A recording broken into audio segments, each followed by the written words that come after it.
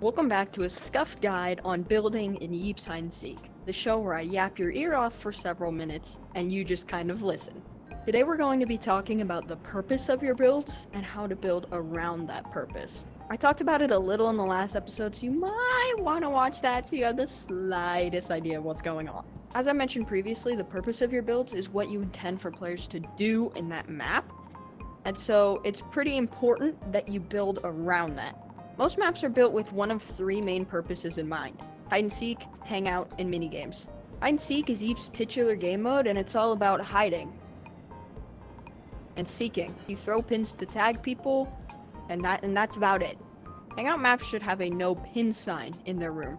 These maps are built for just screwing around, maybe doing races or other stuff, but there's really no main goal in mind. And minigames is a bit of a weird one. It can have no pin signs or pin signs depending on the minigame you're playing. Minigames maps are focused around a goal, but a goal that's separate from hide and seek. It isn't just to tag everybody, it's to knock everybody off something or win in a cool race or something. I'll be going over all three of these purposes and talking about how you should build your map based on each one. So without further ado, we should get into it. First, we'll be covering hide and seek. You want your hide and seek map to have big open areas so there's room to run around and build in. At the same time though, you don't want it to just be an empty plain. You want to actually have stuff for people to hide in. I think Blue House is a great example of this. There's a bunch of hiding spots like in the oven or above the attic, on the ceiling, or behind boxes, but it's still a very, very open map.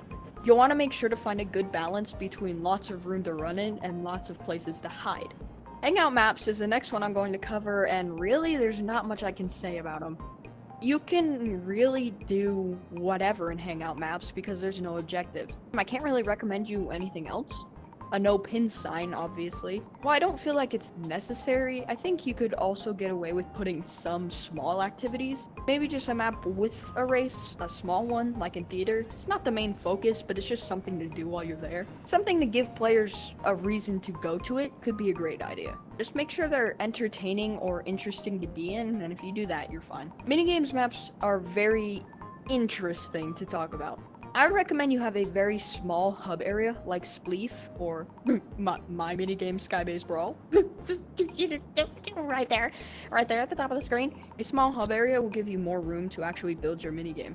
Other than that, all I can say is make your minigame fun. You can really make anything into a minigame with any features, just make sure it's engaging and fun. The reason I say that you can have pins and no pins is because it really depends.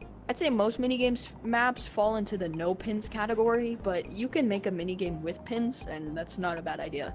I'm also including in minigames anything like races or competitions, anything that isn't hide and seek or hangout. Finally, I'm going to end it off with some general tips for your maps and their playability. Playability is how fun the maps are to play, and I've been kind of talking about it the whole time, but I'm just going to give you some more advice on that.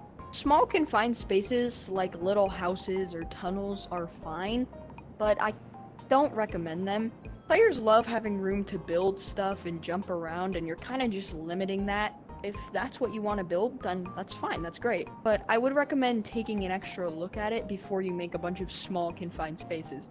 It just limits your map and how fun it is to play because there's not a lot of room to move around. I also really recommend all of your maps having a little hub area with stuffing generators, clothing stores, changing booths, tech webs, and all the works, just because it gives players an area to rest. It gives players a reason to stay in your map because they don't have to leave to change cosmetics or buy something from the tech web, and it just makes the map feel more complete. And that's really all I've got for the playability of your maps. The last thing I can say is to have fun, and if you're not sure if a map is actually engaging, have some friends or other random players playtest it. In the next couple of episodes, we'll be talking about general building tips and how to actually make your maps look good. See ya! Look guys, it's Wubberducky, real lab rat, official Wubberducky right there! Look! It's real official Wubberducky from YouTube!